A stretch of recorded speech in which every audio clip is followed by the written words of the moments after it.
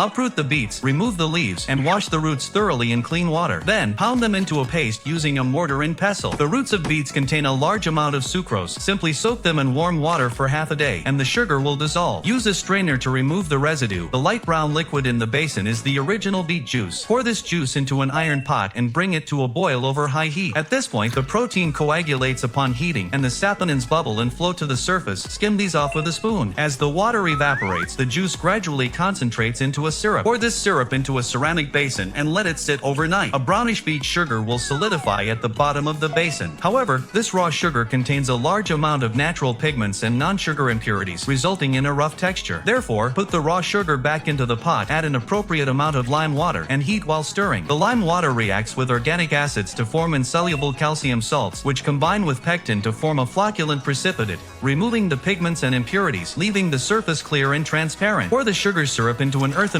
pot and simmer over low heat to remove excess water, creating a supersaturated syrup. Let it cool and stand for several days. As the temperature drops, the syrup's capacity to hold sugar decreases, naturally causing clear saccharin to precipitate out. Grind the saccharin into a fine powder using a mortar and pestle, then place it in a dry place to air dry. Congratulations on inventing beet sugar production. From then on, fine white sugar no longer relied solely on sugarcane.